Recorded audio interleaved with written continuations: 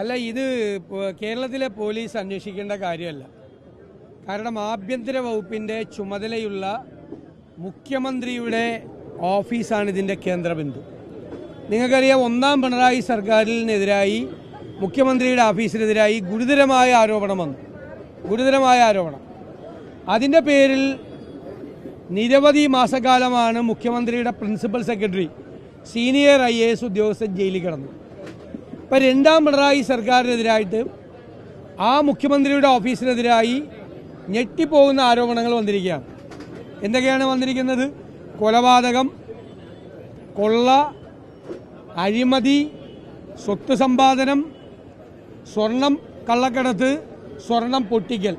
ഒരു മുഖ്യമന്ത്രിയുടെ ഓഫീസാണ്. രാജ്യത്ത് തന്നെ അപമാനമായി നിൽക്കുകയാണ് കേരള സർക്കാർ. ഒരു മുഖ്യമന്ത്രിയുടെ ഓഫീസിന് നേരെയാണ് ഇത്രയും ആരോപണം. വീണ്ടും സ്വർണം പൊട്ടിക്കലും സ്വർണ്ണ കള്ളക്കടത്തും ഒക്കെ മുഖ്യമന്ത്രിയുടെ ഓഫീസ് കേന്ദ്രീകരിച്ച് ക്രമസമാധാനത്തിൻ്റെ ചുമതലയുള്ള ആൾ നടത്തിയിരുന്നു. അതിന് ഇപ്പോൾ അൻവറിൻ്റെ ആരോപണമാണല്ലോ വന്നത്, MLA-യുടെ ആരോപണം, ഭരണകക്ഷി. അതിന് പിന്തുണ കൊടുത്തത് മുഴുവൻ മുഖ്യമന്ത്രിയുടെ പൊളിറ്റിക്കൽ സെക്രട്ടറിയാണെന്ന് പറഞ്ഞിരിക്കുന്നു. മുഖ്യമന്ത്രിയുടെ പൊളിറ്റിക്കൽ സെക്രട്ടറി CPM നേതാവാണ്. മുഖ്യമന്ത്രി മുഴുവൻ ഉത്തരവാദിത്വം കൊടുത്തിരിക്കുന്ന ആളാണ്.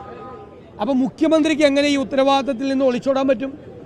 ഈ അന്വേഷണം നടത്തേണ്ടത് CBI ആണ്. കാരണം it's only A tip of an iceberg. ഒരു മഞ്ഞുമലയുടെ അറ്റം മാത്രമാണ് പുറത്തു വന്നിരിക്കുന്നത്. ഇത് ചെറിയ കാര്യങ്ങൾ മാത്രമേ പുറത്തു വന്നിരിക്കുന്നത്. ഇതിനേക്കാൾ ഭീകരമായ കാര്യങ്ങൾ ഈ കോക്കസ്, ഈ ഉപജാപക സംഘം നടത്തിയിട്ടുണ്ട്. കേരളം ഞെട്ടാൻ പോകുന്ന ഗുരുതരമായ കുറ്റകൃത്യങ്ങളാണ് നടന്നിരിക്കുന്നത്. അപ്പോൾ ക്രിമിനലുകളുടെ താവളമാണ് മുഖ്യമന്ത്രിയുടെ ഓഫീസ്.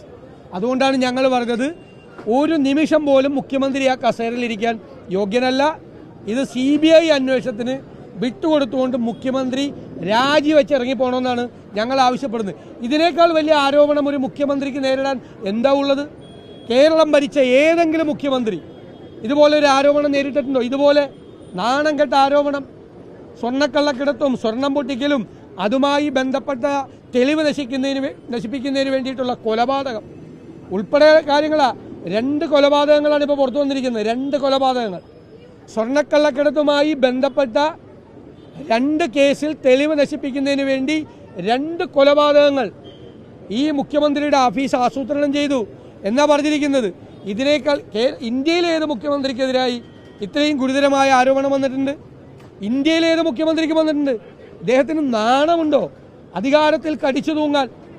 ആ പാർട്ടിയിൽ നട്ടലുള്ള ഒരുത്തനുണ്ടോ ഇത് ചോദിക്കാൻ? ഞാൻ CPM-ൽ എത്രയും ഗുരുതരമായ ആരോപണമാണ്. ഇങ്ങനെ ഭയന്ന് കഴിയുകയാണ് അവരെല്ലാവരും. ഇപ്പം ഇത് വളരെ കേരളം ഞെട്ടിപ്പോകുന്ന സംഭവം തന്നെയാണ്. ഈ അന്വേഷണം പുകമറ സൃഷ്ടിക്കാൻ വേണ്ടിയിട്ടാണ്. ഇനി അൻവർ ഈ ഭരണകക്ഷി MLA പറഞ്ഞത് തെറ്റാണെങ്കിൽ അയാൾക്കെതിരെ നടപടിയെടുക്കുക. നിങ്ങൾ പറ, അത് തെറ്റാണ്, അയാൾക്കെതിരെ നടപടിയെടുക്കുക. അത് നടപടിയെടുക്കാൻ ധൈര്യമില്ല, പേടിയുണ്ട്. കാരണം അയാളുടെ കയ്യിൽ ഇനിയും വിവരമുണ്ട് എന്ന് അറിയാം. സർക്കാരിന് പേടിയുണ്ട്. ഇപ്പം അതുകൊണ്ട് ഭരണകക്ഷി MLA തൃപ്തിപ്പെടുത്താൻ വേണ്ടി ശ്രമിക്കുക.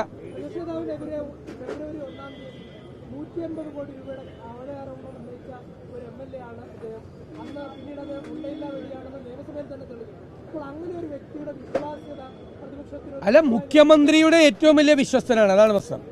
മുഖ്യമന്ത്രിയുടെ ഏറ്റവും വലിയ വിശ്വസ്തനാണ്. മുഖ്യമന്ത്രി പ്രതിപക്ഷ നേതാവിനെതിരായി എടുത്താ പൊങ്ങാത്ത ആരോപണം ഉന്നയിക്കാൻ മുഖ്യമന്ത്രി ചുമതലപ്പെടുത്തിയ ആളാണ് PV അൻവർ. കാരണം അദ്ദേഹം പാർട്ടി നേതാവാണ്, സഭാ നേതാവാണ്. അദ്ദേഹം അറിയാതെ ഒരു ഭരണകക്ഷി MLA പ്രതിപക്ഷ നേതാവിനെതിരെ ആരോപണം ഉന്നയിക്കില്ല. ഞാൻ അന്ന് ചോദിച്ചത് അതാണ് നിയമസഭയിൽ വെച്ച്. നിങ്ങളുടെ മുഖത്ത് നോക്കി ഞാൻ നിങ്ങളെ ഗതികേടോർത്ത് ഞാൻ കരയണോ അല്ല ഈ ആരോപണം കേട്ട് ചിരിക്കണോ എന്ന് ചോദിച്ചത് ഞാൻ മുഖ്യമന്ത്രിയോടെ ചോദിച്ചത്. ഞാൻ ഈ ആരോപണം ഉന്നയിച്ചല്ല. പിന്നെ ഇദ്ദേഹം രാഹുൽ ഗാന്ധിക്കെതിരായി രാഹുൽ ഗാന്ധിയുടെ DNA പരിശോധിക്കണമെന്ന് പറഞ്ഞു. ഞാൻ വിചാരിച്ചത് മുഖ്യമന്ത്രി പിണറായി ഒരു കോൺഗ്രസ് MLA ആണ് പറഞ്ഞിരുന്നെങ്കിൽ ഞാൻ അത് തള്ളി പറഞ്ഞേനെ, അയാളോട് മാപ്പ് ചോദിക്കാൻ പറഞ്ഞേനെ. കോൺഗ്രസ് MLA ആണ് ഏതെങ്കിലും ഒരു മുതിർന്ന നേതാവിനെതിരായി ഇതുപോലൊരു ആരോപണം പറഞ്ഞിരുന്നെങ്കിൽ ഞാൻ അയാളെ കൊണ്ട് മാപ്പ് ചോദിപ്പിച്ചേനെ, ഒരു കോൺഗ്രസ് MLA കൊണ്ട്. ഇവിടെ എന്താ ചെയ്തത്? മുഖ്യമന്ത്രി അതിനെ ന്യായീകരിച്ചു. അൻവർ പറഞ്ഞതിനെ ന്യായീകരിച്ചു, ഇല്ലേ? അപ്പോൾ മുഖ്യമന്ത്രിയുടെ വിശ്വസ്തനായിട്ടുള്ള ഒരാൾ മുഖ്യമന്ത്രിയുടെ ഓഫീസിനെതിരെ പറയുക, താങ്കൾ ചോദിച്ച ചോദ്യം കറക്റ്റാണ്, അത് വിശ്വാസയോഗ്യമല്ലാത്ത ആരോപണമാണെങ്കിൽ അയാൾക്കെതിരെ അയാൾക്കെതിരായി നടപടിയെടുക്കട്ടെ. ഇപ്പം പറഞ്ഞത് എത്ര വലിയ ആളാണെങ്കിൽ നടപടിയെടുക്കുന്ന ഇത് പണ്ടും പറഞ്ഞാണ്. ഇത് ആരോപണ വിധേയൻ മുഖ്യമന്ത്രിയാണ്. എന്തിനാ ശശിയുടെയും അജിത് കുമാറിൻ്റെയും നെഞ്ഞത്തോട്ട് കയറണത്? ആരുടെ ഓഫീസിലാണ്? ശശിയുടെ ഓഫീസാണോ ഇത് പി ശശിയുടെ ഓഫീസാണോ? ഇത് അജിത് കുമാറിൻ്റെ ഓഫീസാണോ? അത് ശിവശങ്കറിൻ്റെ ഓഫീസാണോ? അത് പിണറായി വിജയൻ്റെ ഓഫീസാണ്, മുഖ്യമന്ത്രിയുടെ. മനസ്സിലായല്ലോ?